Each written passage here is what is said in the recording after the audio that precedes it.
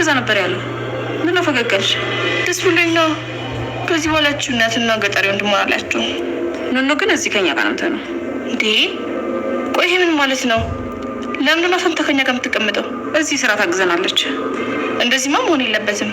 ለስራው መሳይ ያለች እሷ አታስፈልገንም። ማሬ ቆይ ለምንድን ነው እቺ ልጅ እንደዚህ የምትያት? ያደረገች ነገር አለ? አንቺና እሷ እኮ የሰማይና የምድር ያለ ልዩነት አላችሁ። ለዛ ነው አዶኒ ትቶ እሷን ሲመለከት የሚውለው። አባቢን አላየሽው እንዴ እንደሚንከባከባት? ለዚህ ሁሉ የሰራችው እንኳን አመስግኗት አያውቅም። ቤቱን ሁሉ ጥሩ መስለ ቀየረችው። ተያት፣ ተረጋጊ በቃሽ። ቆይ ትላንት ጠዋት ምን ተፈጥሮ ነው ያን ፖስታ የተላከው? እሱን ኑኑ ያት እንጂ አንቺን አይመለከትሽም። ስለዚህ መጠየቅ የለብሽም። እሺ እንዴ ማም ምን ማለትሽ ነው? ስለሷ ቢሆንም እኔ ባውቅም ችግር አለው። አይመለከትሽም አልኩሽ። አልፈሽ ወደ ክላስሽ ሂጂ። በዛ ላይ ስለሷ ክፉ ነገር ስትናገሪ እንዳልሰማሽ። እሺ ለራሷ የደረሰባት ነገር ይበቃል። ምን ኤልሹ? እሺ በቃ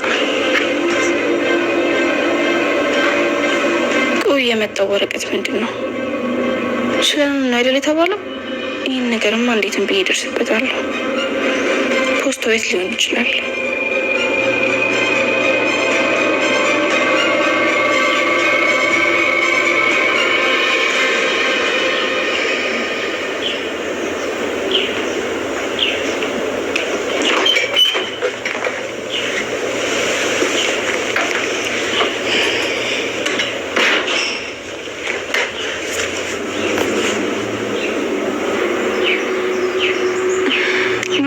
እስካሁን አልተነሳሽም እንዴ?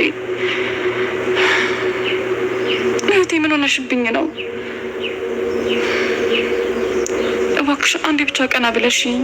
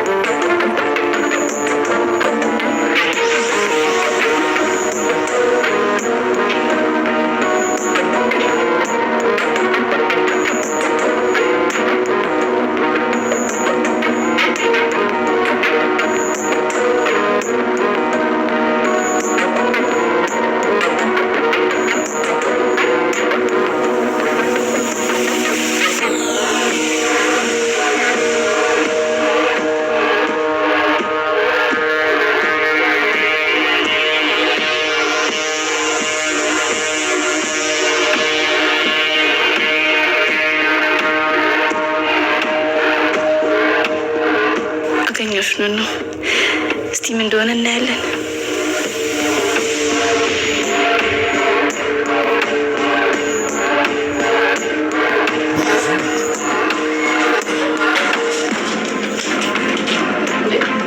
አንቺ ደግሞ እዚህ ትሰሪያለሽ? ክላሱን ተሸነፈረ ደማ ምንድን ነሽ? ለምን የደበቅሽው ምንድን ነው? አይ ምንም አይደለም። ልወጣ ስል የመጣሽው እኮ ምንድን ነው ያልሽው? አሳይ ነው ምንድን ነው ኤልሹ? ጭራሽ ነው ለፍርድሽ?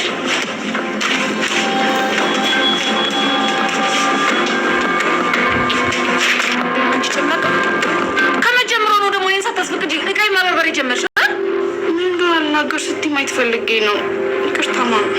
አንቺ ምን አገባሽ? ቶሎ ቀጥ ብለሽ እዚህ ክፍል ውጪ። እንዴ ይሄን ያህል ፖስቶን እንደሆነ እንደዚህ የምትቆጪኝ?